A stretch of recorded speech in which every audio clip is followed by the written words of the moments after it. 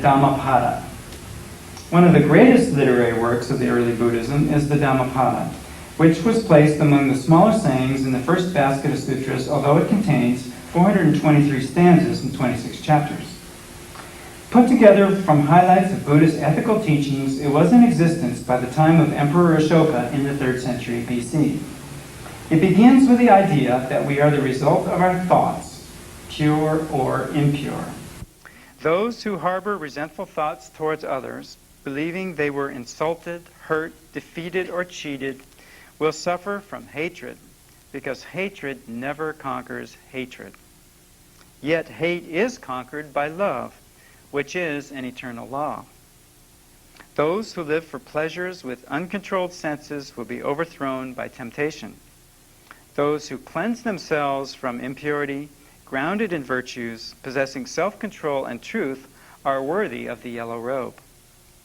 Those who imagine truth in untruth and see untruth in truth follow vain desires. Passion enters an unreflecting mind like rain comes into a badly roofed house. Wrongdoers suffer and grieve in this world and the next, but the virtuous find joy and happiness in both. The second chapter is on awareness and begins, "Awareness is the path of immortality. Thoughtlessness is the path of death. Those who are aware do not die. The thoughtless are as if dead already. The wise, having clearly understood this, delight in awareness and find joy in the knowledge of the noble ones. These wise ones, meditative, persevering, always using strong effort, attain nirvana, the supreme peace and happiness." It is good to control the mind, but thought is difficult to guard and restrain. Yet a tamed mind brings happiness. A wise person who shows you your faults may be followed as though to hidden treasures. The wise who teach, admonish, and forbid the wrong will be loved by the good and hated by the bad. The wise mold themselves as engineers of canals guide water and carpenters shape wood. The path of those who have stilled their passions and are indifferent to pleasure, perceiving release and unconditional freedom, is difficult to understand, like that of birds in the sky. Whoever conquers oneself is greater than the person who conquers in battle 1,000 times 1,000 people. In regard to punishment, this text warns that those who inflict pain on others will not find happiness after death. Self is the master of the self, and a person who is self-controlled finds a master few can find. By oneself, wrong is done and suffered, and by oneself, one is purified. In regard to the world, the Buddha recommends not following a bad law any more than a wrong idea or thoughtlessness. He advises us not to be attached to the world, but to follow the path of virtue, for the world is like a bubble or a mirage. Most of the world is blind, but the wise are led out of it by conquering temptation. The teaching of the awakened ones is not to blame nor strike, but to live alone and restrained under the law, moderate in eating and practicing the highest consciousness. Joy is the natural state for those who do not hate those who hate them. Craving is the worst disease and disharmony the greatest sorrow. Health and contentment are the greatest wealth, trusting the best relationship, and nirvana the highest joy. Grief comes from pleasure, attachment, greed, lust, and craving. Anger may be overcome by love, wrong by good, avarice by generosity, and a liar by truth.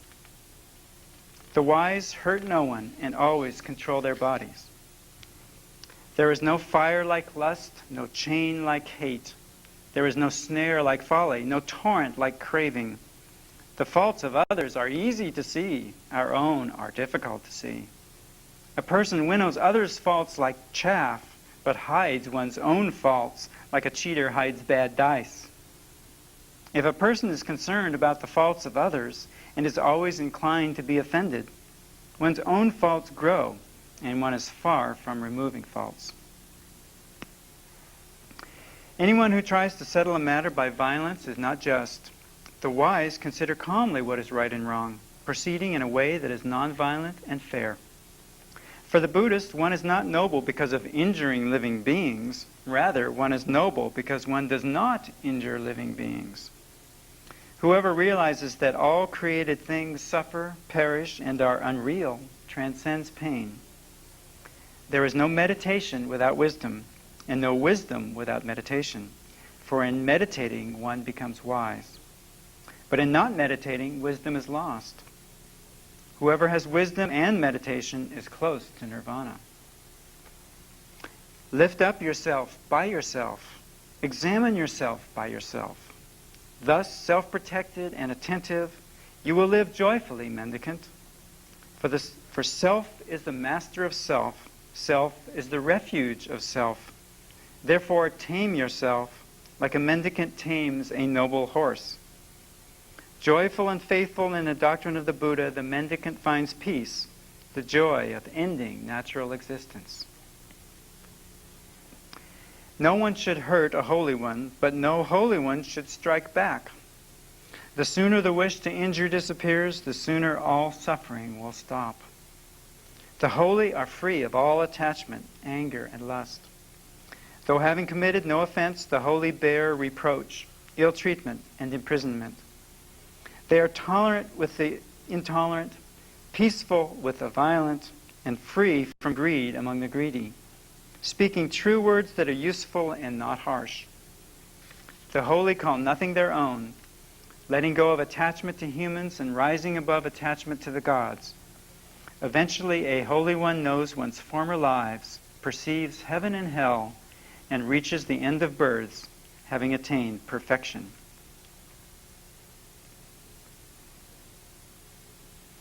Questions of King Milinda.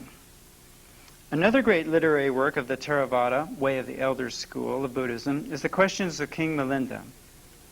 Menander was one of the Greek kings who ruled Bactria after the conquest of Alexander of Macedon, carrying Greek power further into India than any of his predecessors in the last half of the 2nd century BC.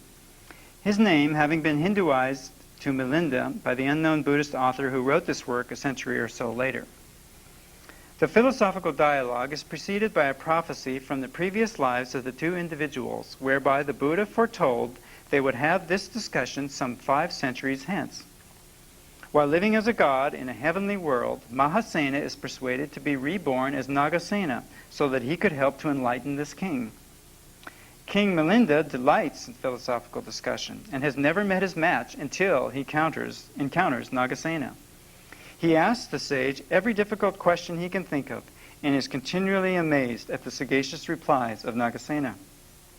In this way, the Buddhist doctrine is thoroughly tested and explained. Even the first question, asking his name, elicits the response from Nagasena that there is no permanent individuality. King Milinda asks that then who it is who lives, receives gifts, devotes himself to meditation, attains enlightenment, etc. Like a chariot, it is none of the separate parts, though their combination comes under the name chariot. And he is known as Nagasena. Nagasena wants to know if Milinda will be discussing as a scholar who may be convicted of error, or as a king who punishes disagreement. And King Milinda agrees to discuss as a scholar. The next day, the king asks Nagasena what is the goal of his renunciation. The highest aim is the end of sorrow and the complete passing away. Sinful beings are re-individualized after their death. Sinless ones are not. True wisdom is cutting off one's failings, and this is accomplished by good conduct, faith, perseverance, mindfulness, and meditation. Good conduct is achieved by virtue and wisdom. Faith frees the heart of lust, malice, mental sloth, pride, and doubt. Perseverance renders support, and mindfulness discerns the good qualities from the bad. But meditation is the leader of all the good qualities.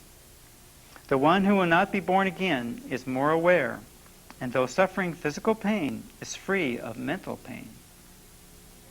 But if there is no soul or individuality, how does reincarnation occur, and what reincarnates? Nagasena explains the doctrine of karma, how causes have their effects even from one life to the next. One who sets a fire is responsible for the other things that are burned by the spread of the fire.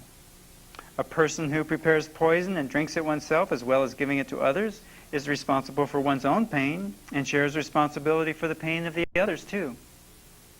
According to the Buddha, it is karma that causes the many differences among people. The king asks why the recluses are so concerned about taking care of their bodies if they don't love their bodies. The body is like a wound that must be treated with salve, oil, and a bandage, even though one does not love the wound. Although Buddhism is in many ways a pessimistic philosophy, Nagasena nonetheless finds more merit than demerit, because eventually the wrongdoer acknowledges the wrong and feels remorse, eventually correcting and ending demerit. Yet those who do well do not feel remorse, but gladness and peace and blissful feelings. Thus, good increases. After 7 days of abstinence, the king continued his discussion with Nagasena, asking him about various dilemmas he found in the Buddhist doctrine.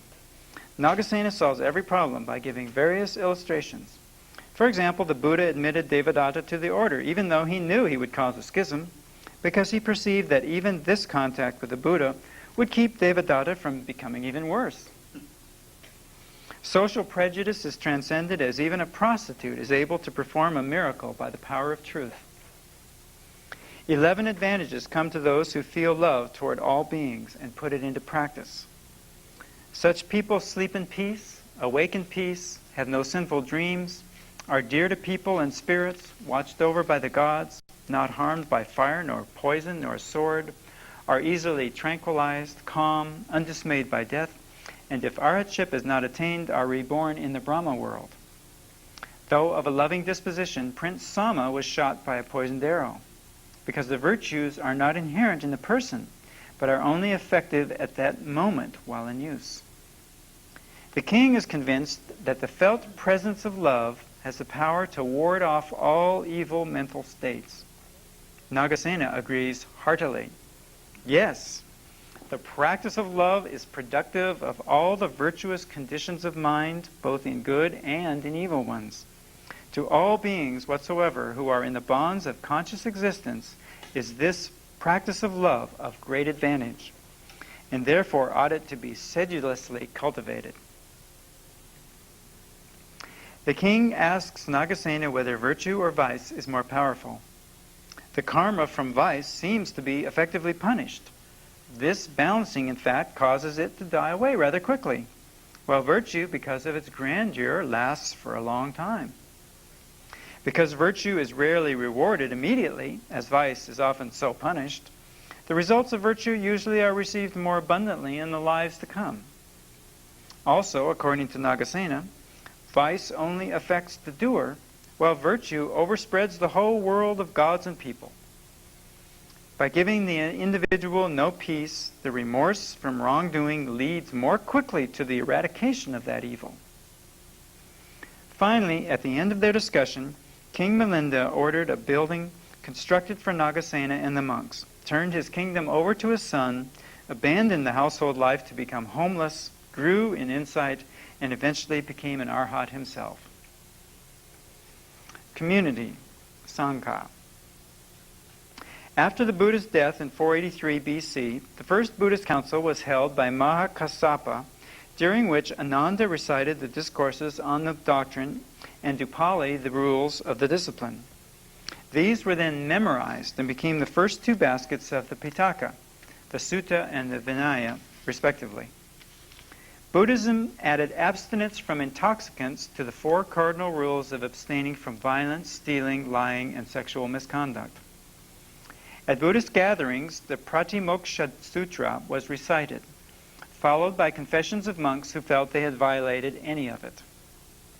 The 4 offenses that led to expulsion were having sexual intercourse, taking what was not given, taking of a human life or persuading anyone to commit suicide, and falsely boasting of supernatural attainments.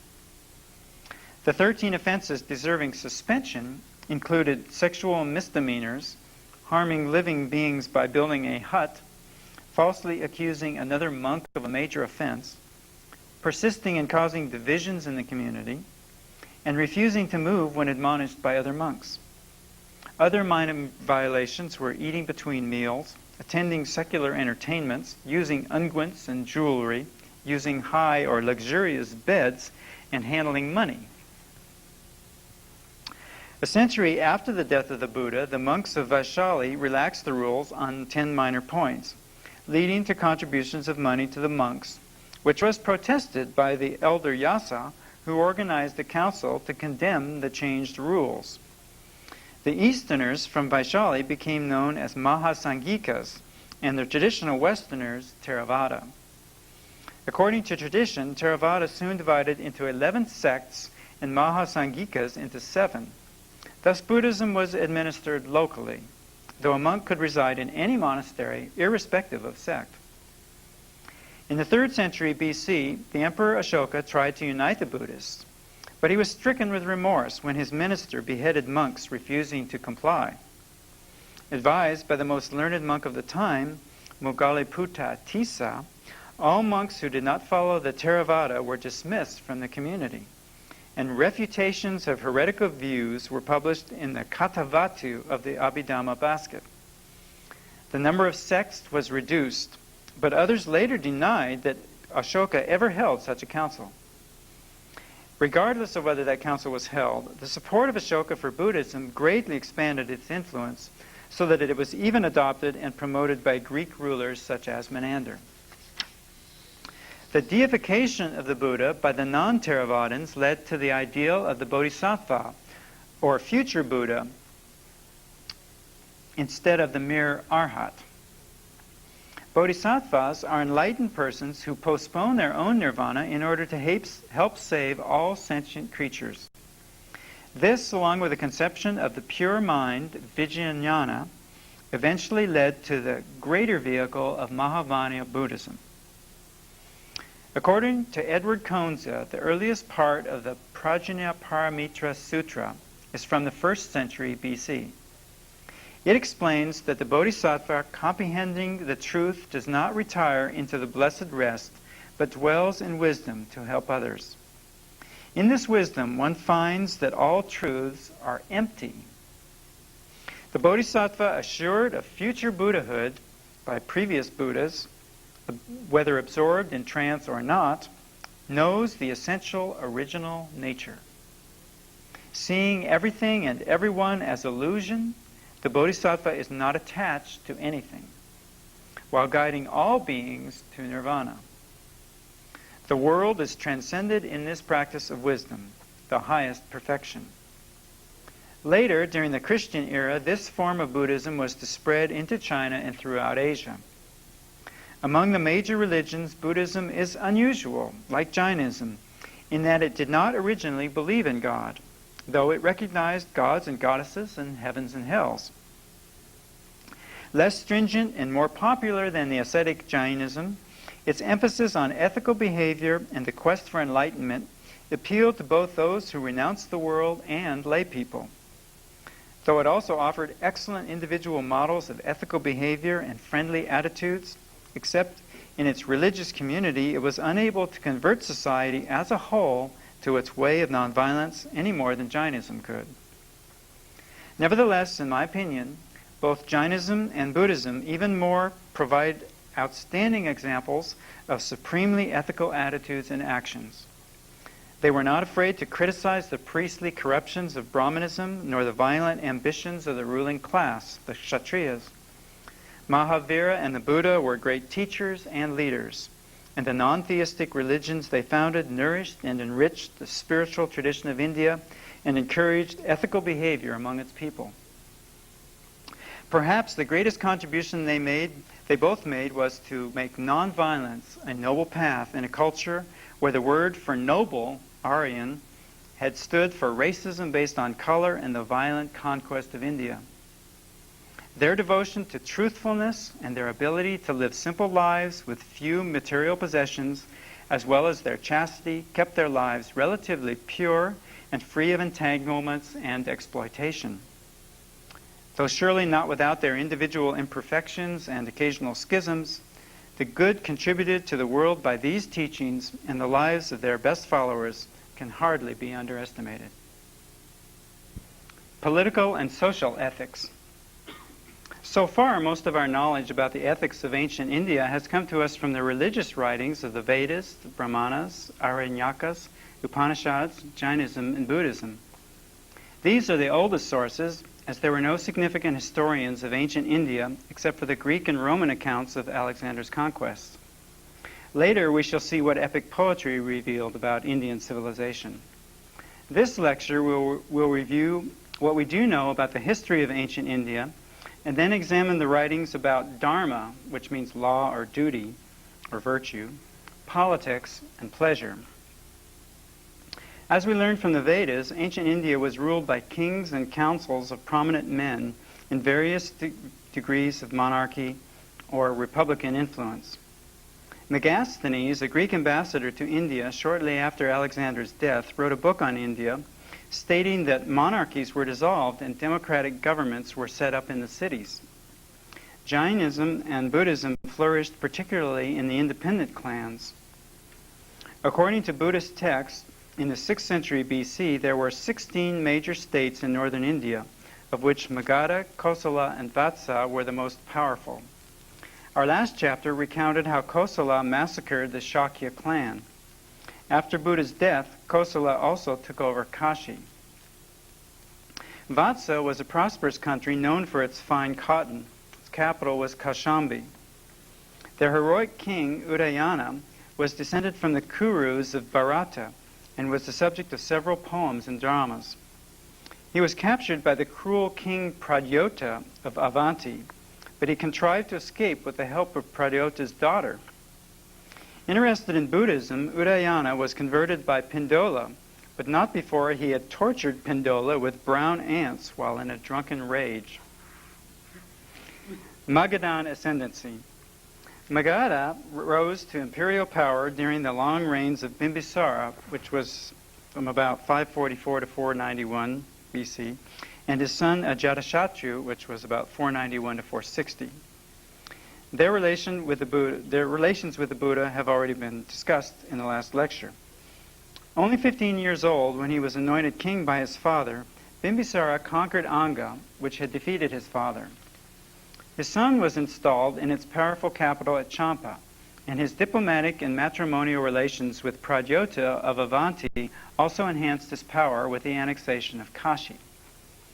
The Magadha Empire included republican communities such as Rajakumara. Villages had their own assemblies under their local chiefs called Gramakas. Their administrations were divided into executive, judicial, and military functions. Bimbisara was friendly to both Jainism and Buddhism and suspended tolls at the river ferries for all ascetics after the Buddha was once stopped at the Ganga River for lack of money. After the death of Bimbisara at the hands of his son Ajatashatru, the widowed princess of Kosala also died of grief, causing King Prasenajit to revoke the gift of Kashi and triggering a war between Kosala and Magadha. Ajatashatru was trapped by an ambush and captured with his army. But in a peace treaty, he, his army, and Kashi were restored to Magadha, and he married Prasenajit's daughter. Jain and Buddhist accounts differ slightly as to the cause of Ajatashatru's war with the Lichavi Republic, but precious gems figured in both accounts. This conflict would determine the fate of eastern India and drew the attention of the Buddha, who suggested to the democratic Lichavis that they strengthen themselves by holding full and frequent assemblies while maintaining internal concord and efficient administration, honoring elders, institutions, shrines, saints, and women. However, Ajatashatru sent a minister who for 3 years worked to undermine the unity of the Lichavis at Vaishali. To launch his attack across the Ganga River, Ajatashatru had to build a fort at a new capital called Pataliputra, which the Buddha prophesied would become a great center of commerce. Torn by disagreements, the Lichavis were easily defeated once the fort was constructed. Jain texts tell how Ajatashatru used 2 new weapons, a catapult and a covered chariot with swinging mace that has been compared to modern tanks. Approaching the Buddha's assembly of monks to ask forgiveness for ending the life of his father, Ajatasattu could not understand how at night it could be so quiet near an assembly of more than 1,000 people, and exclaimed, "Would that my son Udayibhadra might have such calm as this assembly of the brothers has." This conversation with the Buddha was a turning point in the life of Ajatasattu, and after the Buddha's death, the chief disciple, Mahakassapa, entrusted the bulk of the relics to Ajatasattu. The king also repaired the facilities at Rajagriha used by the Buddhists and sponsored the first Buddhist council by providing clothing, food, residences, and medicine for about 500 monks and elders. According to Buddhist texts, the 4 kings who ruled Magadha after Ajatasattu all killed their fathers, though Jain texts claim that his first successor was an adherent of their religion who was assassinated by his political rival, Palaka, the son of the Avanti king Pradyota, who had become powerful by conquering Kaushambi. Finally, the people rose up against being ruled by murderers and elected Sishunaga, king of Magadha, who destroyed the power of the Pradyotas and took over Avanti as well as Vatsa and Kosala. His son, Kalashoka, succeeded to a powerful empire, but he was murdered by a low-caste barber named Ugrasena, who founded the Nanda dynasty, which ended the traditional rule by Kshatriyas by exterminating their principalities. The last king of the Nandas was overthrown shortly after Alexander's Greek invaders left India in 326 BC, because he was hated by his people for his wickedness, miserliness, and low origin. Alexander in India. Although the Persians extended their rule over the western edge of India under Cyrus, Darius, and Xerxes, the only major threat of foreign conquest came from Alexander of Macedon when he invaded India in 326 BC. According to Greek historians, quote, "None of the Indians ever marched out of their own country for war, being actuated by a respect for justice." Arrian also added that all the inhabitants were free, since no Indian was a slave, though he did describe 7 castes as the naked wise men, farmers, animal herders, artisans, warriors, supervisors, and royal officials. Tillers of the soil were so respected that even when a war raged nearby, they plowed and gathered their crops in peace. After conquering Bactria, Alexander crossed the Hindu Kush mountains. Taking advantage of rivalries between kingdoms, Alexander gained in advance the allegiance of Shashigupta and eventually Ambi, king of Taxila. Alexander sent Hephaestion and Perdiccas with half his forces through the Khyber Pass, and they laid siege to the Astenoi for 30 days before their king Astis fell fighting. Alexander also met opposition from the free peoples, and in one of these skirmishes he was wounded while scaling the walls. An Athenian quoted Homer that ichor flows from the blessed gods, but the conqueror denied this divine implication, declaring flatly that it was blood, not ichor. Because their glorious leader had been wounded, the Greeks massacred the entire population of that tribe. 40,000 Vespasians were taken prisoner, and the 230,000 oxen captured indicates the prosperity of the area. The Asukanoi resisted Alexander with tens of thousands of cavalry and infantry in a fortress at Masaga. After the king was killed, the army was led by his mother, Queen Cleophas, and included the local women. After several days of heroic fighting, Alexander offered these brave people their lives if the mercenaries would agree to join his army. The city capitulated. But not wanting to fight other Indians, the 7,000 mercenaries tried to run away from the camp and were slaughtered by Alexander's soldiers. Next, the town of Nyssa surrendered, and the Greeks celebrated with Bacchic revels the taking of a town they thought was founded by Dionysus. Then Alexander delighted in taking the town of Aornus because he heard that Heracles had failed to do so. These incidents indicate that the motive for these conquests was the glory of mythic renown, since there was no other known provocation or rationale for the invasion of another country so far from home. King Ambi of Taxila responded to Alexander's messengers with gifts and agreed to surrender his prosperous dominions with the following argument. To what purpose should we make war upon one another, if the design of your coming into these parts be not to rob us of our water or our necessary food, which are the only things that wise men are indispensably obliged to fight for? As for other riches and possessions, as they are accounted in the eye of the world, if I am better provided of them than you, I am ready to let you share with me. But if fortune has been more liberal to you than me, I have no objection to be obliged to you. Alexander, not wanting to be outdone by this generosity, gave Ambi even greater gifts, plus 1,000 talents in money.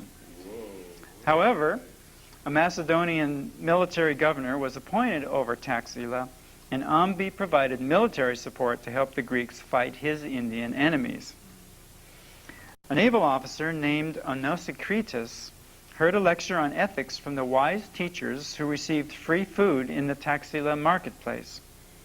They admired Alexander's love of wisdom, even though he ruled a vast empire, and they said he was the only philosopher in arms they had seen. They asked about Socrates, Pythagoras, and Diogenes, but felt they paid too much attention to the customs and laws of their country, an illuminating insight from one of the earliest cross-cultural discussions. One of the naked sages, Calanus, refused to talk with Onesicritus because he would not strip off his clothes. But he did show Alexander an analogy of his government by trying to stand on a shriveled hide, which, when trod on its edges, would not stay flat. But when he stood in the middle, it did. This was similar to the point Dandamis had made when he had asked Onesicritus why Alexander had undertaken such a long journey. A young man named Pyrrho, who went on to found the skeptical school of Greek philosophy, also talked with these sages, causing his entire outlook to change. Alexander tried to negotiate with the other two major Indian kings, Abhisara and Poros. Abhisara sent gifts and promised to submit, but Poros said that he would meet Alexander on the field of battle. Alexander drafted 5,000 Indian troops into his infantry, had a bridge of boats built to cross the Indus River, and met Poros on the banks of the Jhelum River, which his soldiers were finally able to sneak across at night to avoid confrontation with the elephants of Poros. This strategic battle, fought in the rainy season, was won by Alexander using flanking movements around the elephants. Thousands were slain, and after receiving 9 wounds himself, King Poros surrendered. When Alexander asked the defeated king what treatment he wanted to receive, Poros asked only to be treated in a kingly way. Winning Alexander's respect and friendship, Poros was granted the rule over his own people, and later additional territory equal to his own that Alexander also annexed. Alexander took Sangala by storm, killing 17,000 Indians and capturing 70,000, while only 100 of his own men were killed, though more than 1,200 were wounded. Once again, Alexander offered to spare independent Indians, but when they fled, about 500 were caught and killed. He ordered Sangala razed to the ground. He could see no end to war as long as some were hostile to his conquering. Alexander was enthusiastic when he learned of prosperous farmland on the other side of the Hephaestus River. But that July, Alexander's officers and soldiers, seeing the vast plains that stretched to the east, refused to invade any further, having already traveled 11,000 miles in 7 years. When Alexander could not persuade them to follow him, he had to admit that the omens had changed. Arranging for Asaces to pay tribute to the king of Abhisara, he left his conquered territory under this king, Ambi, and Porus, and planned his voyage back to the sea.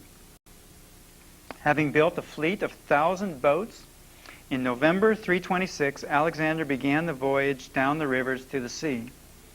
Hearing of opposition at the confluence of the Jhelum and the Chenab, Alexander marched his army 48 miles across the desert to attack the Malians by surprise.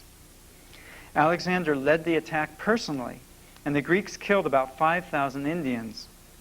Impatient with the slowness of those climbing the ladders into the enemy fort, Alexander jumped down into the fort almost alone, where he was shot by an arrow through his breastplate into his ribs. Fighting until he fainted from loss of blood, he was then protected by bodyguards, and the arrow was eventually removed. Alexander recovered, but in revenge, all the Indians in the fort were massacred, including the women and children.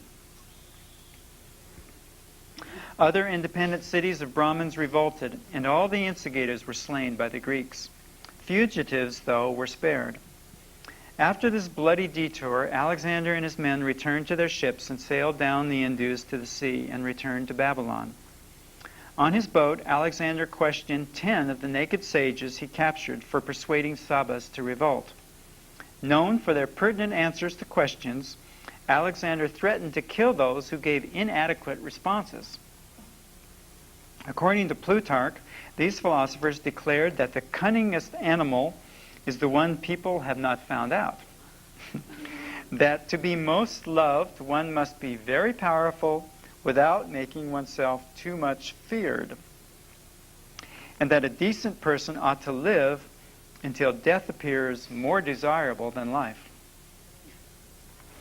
Although this conquest did open up communication between the Greeks and the Indians, it seems to me that this could have been done much better without all the killing and plunder.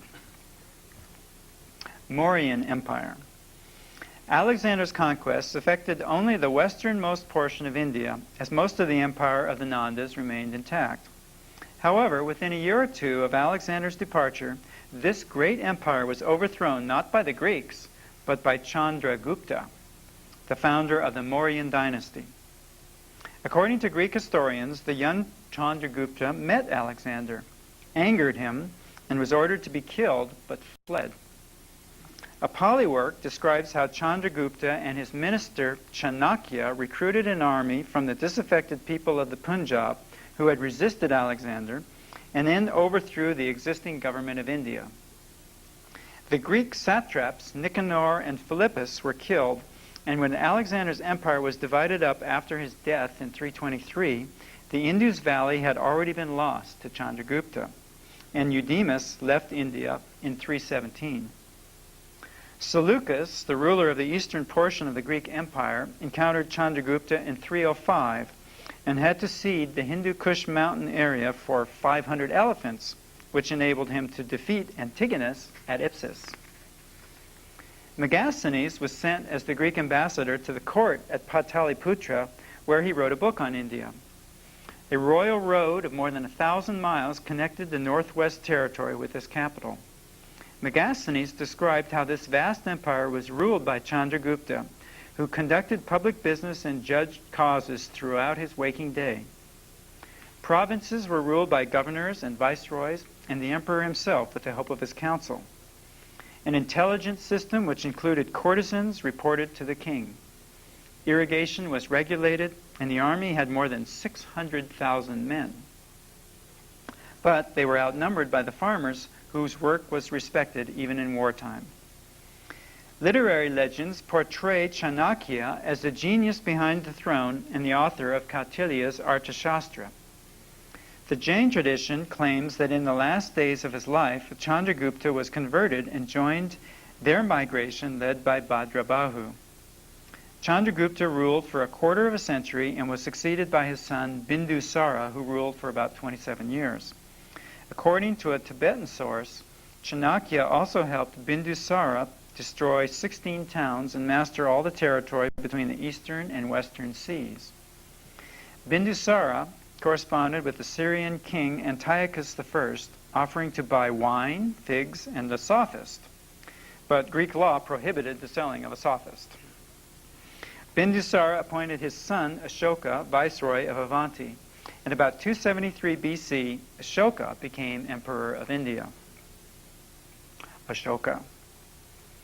Buddhist texts portray Ashoka consolidating his empire by killing 99 of his brothers. But some consider this an exaggeration to set off the contrast after his conversion, since some of his rock edicts indicate loving care of his brothers. With a sense of his historic mission, Ashoka had these rock edicts and stone pillars carved all over India with descriptions of his intentions and actions. These tell a remarkable story of the philosopher king H.G. Wells called the greatest of kings. Ashoka admits in Rock Edict 13 that 18 years after his consecration as king, when Kalinga was conquered, 150,000 people were deported, 100,000 were killed, and many times that number died.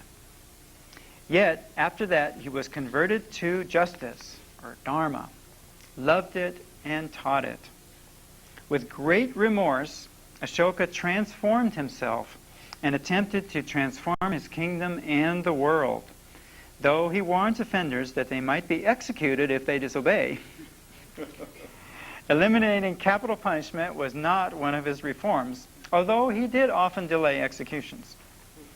Ashoka expresses his main concern for the next world. Ashoka renounced the violence of war, stating that he would have to bear all that could be borne.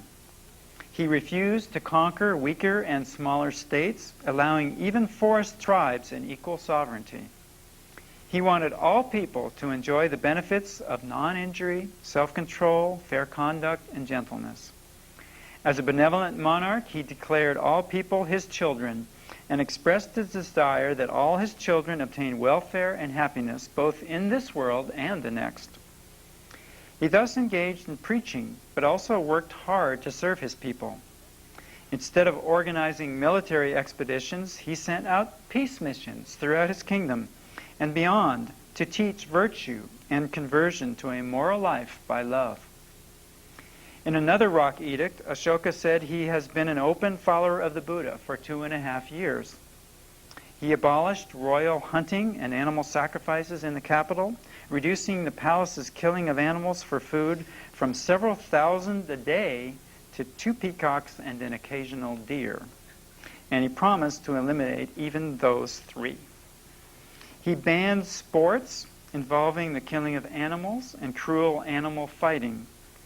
In the 26th year of his reign, he restricted the killing and injury of parrots, wild geese, bats, ants, tortoises, squirrels, porcupines, lizards, rhinos, pigeons, and all quadrupeds that were neither used nor eaten. Ashoka provided medicinal plants for people and animals to neighboring kings as well as throughout his own kingdom, seeing no more important work than acting for the welfare of the whole world. He appointed governors who would serve the happiness and welfare of the people and insisted on justice and consistent punishments. He commanded that reports be made to him at any hour of the day and at any place. So intent was he in working for the welfare of all. To protect people and beasts, Ashoka had trees planted and shelters built at regular intervals along the roads. Mango groves were planted and wells were dug. Although he followed Buddhist Dharma, Ashoka respected all the religious sects and also encouraged his people to do so by guarding their speech in neither praising one's own sect nor blaming other sects, except in moderation. He believed that whoever praises one's own sect and disparages another's does one's own sect the greatest possible harm. Therefore, concord alone is meritorious, that they should both hear and obey each other's morals, or dharma. He wanted all sects to be full of learning and teach virtue, and he promoted the essence of all religions, their unity in practice, their coming together in religious assemblies, and learning the scriptures of different religions. Ashoka's emphasis was on ethical action rather than ritual and ceremonies which he found of little use. The ceremonies of Dharma that he found useful were the good treatment of slaves and servants, respect for elders, self-mastery in one's relations with living beings, gifts to Brahmins and ascetics, and so on. For 37 years, Ashoka ruled a large empire that included all of India except the southern tip. Yet his efforts were to bring justice and virtue to the whole world. thanks to his rock edicts and human memory, his admirable intentions will never be forgotten. After Ashoka. Little is known of Ashoka's successors, but it took about 50 years before the Mauryan dynasty came to an end about 187 BC, with the assassination of Brihadrata by his general Pushyamitra and the invasion of the Bactrian Greeks. Pushyamitra was able to drive out the Greeks and ruled for about 36 years. But Buddhists complained that he was a cruel persecutor of their religion who offered gold coins for the killing of monks. The Shunga kings ruled for more than a century and were followed by the Kanvas, whose dynasty in Magadha lasted 45 years and was overthrown in 30 BC. By this point, the empire was broken up, and little is known of their history, except of some of the Greek rulers in Bactria, such as Demetrius II, who conquered the Punjab in northwest India between 180 and 165 BC, Eucratides, who was murdered by his son about 150, and Menander, who ruled for about 25 years in the late 1st century BC and was said to have become a follower of the Buddha. Ashoka recognized 3 neighboring kingdoms in southern India as Chola, Pandya, and Chera, where the Tamil language was spoken. Legends indicate Dravidian and Aryan tribes coming in from the northwest. Agastya was said to have brought farmers from the homeland of Krishna. The Chola ascendancy over the Tamil states began in the 1st century BC when King Karikala escaped from prison and eventually defeated the combined forces of the Pandya and Chola kings with the help of 11 minor chieftains. King Karikala also invaded the island of Lanka, or Ceylon, and removed 12,000 inhabitants to work building a fortification at the seaport Puhar. He also had irrigation channels built there at the river Kaveri. In Ceylon, a Buddhist monastery at Mahavihara recorded the early history of this island, now called Sri Lanka. The pre-Dravidian Aborigines were called Nagas and Yakshas. About the 4th century BC, they were colonized by people from Bengal, led by Vijaya, who had been banished by his father for evil conduct. He invaded the island with 700 men, who then imported 1,000 families and many maidens. A century later, King Devanampiyatissa sent an embassy to Emperor Ashoka, who sent back envoys to consecrate this king. Ashoka's brother, Mahendra, went to Ceylon to convert them to Buddhism, and a branch of the Bodhi tree was planted in the capital, Anuradhapura. Devanampiyatissa ruled Ceylon for 40 years until 207 BC, and he was succeeded by his 3 brothers through 177 BC, when 2 Tamil sons of a horse dealer usurped the throne. In 145 BC, the noble Elara overcame Asela and ruled the island for 44 years with justice for friends and enemies. Legend records that he even had his own son executed for accidentally running over a calf and killing it. Elara, a noble from Chola, introduced their tradition of the Bell of Justice. However, he was defeated and killed by King Dutagamani, who established a free and united kingdom in Ceylon and was succeeded by his brother Sadatissa, who ruled from 77 to 59 BC. Upon his death, his younger son Thulatana was chosen king by counselors and Buddhist monks, but the elder son Lanjatissa defeated the younger brother and took the throne. Succeeded by his younger brother, who was killed by rebels after ruling for 6 years, the rebel was killed by another brother, Vatagamani, who married the widowed queen in 43 BC. However, soon King Vatagamani faced a Tamil invasion and a rebellion by one of his governors. He tried to quell the rebellion by using the invaders, but then the 7 invaders drove him out of the country. His queen and the Buddha's alms bowl were taken back to India by 2 invaders, while the other 5 invaders ruled Ceylon until 29 BC. I hadn't realized Alexander had so many battles in India. He met his fiercest opposition in India. He never had as hard as enemies as he found in India. Of course, he was further from home, but, of course, he had conquered all of the Greeks and then Persians, and but it was in India that he had his toughest battles, and he had his harshest wounds personally also. They sound like a terrible enemy but once he captured them, if they said something pleasing to them, he was the most generous captor.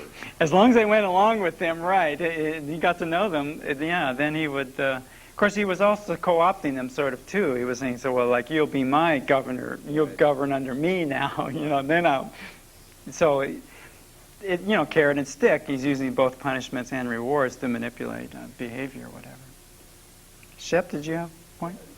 Kind of a statement more than a question. During the Alexander time that I found it very interesting that during battles, farmers were allowed to continue to farm. Mm-hmm. And they were like honored. So the battles went on around them, but they didn't involve them. They were above it. And I think it's also part of the caste system in a sense. We don't realize in our modern day we've gotten into this total warfare idea. Warfare used to be a specialized activity of warriors. And they were the ones who fought the battles. And it was sort of bad form to go for the women and the children or the farmers or whatever. And so there was more of it had a code to it in a sense. That's right. I hadn't realized Ashoka was so ecumenical. I thought he was a Buddhist and reforming India for Buddhism. Yeah. He was ecumenical, right, and he did honor the Jains and the Hindus and so on, and was mostly concerned about really the practice rather than the rituals and the dogma. And the idea that it's good to study the scriptures of the other religions. So, yeah, he was really way ahead of his time. Did he do armies?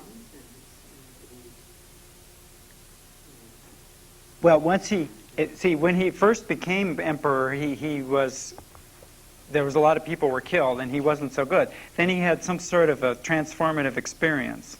And the Buddhists, kind of exaggerate how bad he was before so they can say, well, look how great he was, what a big change it was. He killed all these people, now he won't even go to war.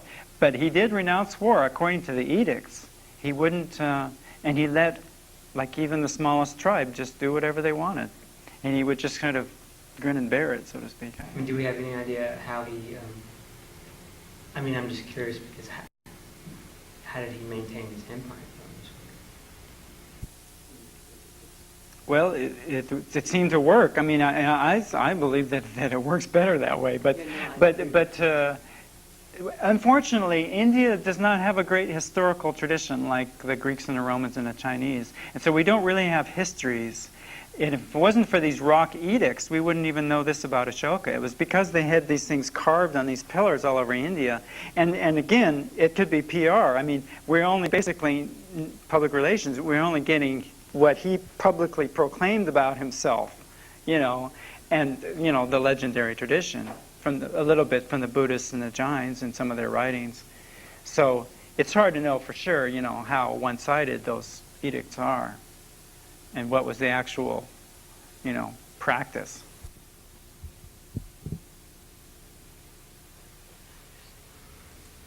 But he certainly was admired. I mean, he set up hospitals not only for people, but for animals. Yes, He set up rest stations and stuff. Right. I mean, he was really quite remarkable.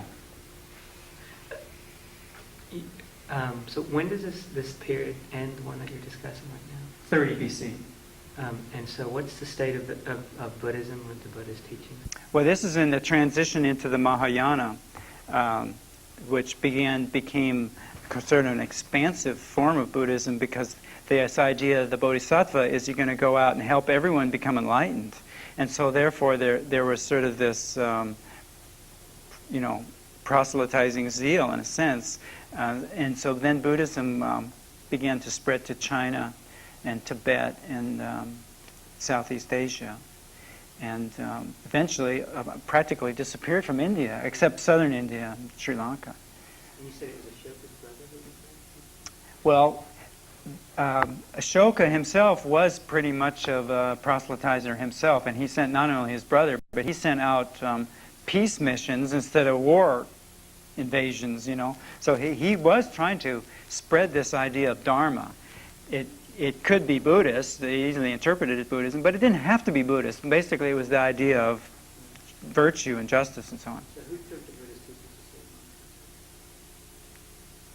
Sri Well, Lanka? yeah, according to that, took to Sri Lanka. But he was also sending them out in other directions, other people. Which probably gave Buddhism a big expansion, because Buddhism was very strong in India for several centuries before it began to decrease. Yeah, I don't know if this is a little bit out of it, but I've heard it also went westward with some of the, I don't know if it was Ashoka. Well, it went north into Tibet. Yeah. But I've also heard that even in the There was news of it. in the Middle East and even Yeah, they heard of it, but you don't find a lot of Buddhists in the Middle East or in the Mediterranean area. They had heard of it a little bit, but it was not really successful. It didn't become a major religion there. It's too different. What happened to the Tamil people of southern India? They had a rich culture. Evidently, Krishna came from that. Those people. Mm-hmm. Well, they were darker people in the south. Krishna means black, or dark. That's what the word means. No, they were the main culture in the south and in Sri Lanka, Ceylon, was Tamil. And in the period, and they had literature, and they had a long oral tradition, but their written literature didn't really develop until after 30 BC. But in the next volume of this work, if we ever get to it, there's some Tamil literature in that period that is supposed to be quite good. Of immortals and Mm-hmm. Mm-hmm. real interesting stuff. Yeah. Julie, who did camera, my first lecture on India, who was doing camera 2, had lived in India, and she said, well, what about southern India and everything, and the Tamils and all that, And so actually I went back and I looked at my books, and I added a page to this chapter that I gave tonight on this lecture on the history. Now, and I put in the history of southern India. I hadn't had that in there before I talked to her. So people can have an influence there. Okay.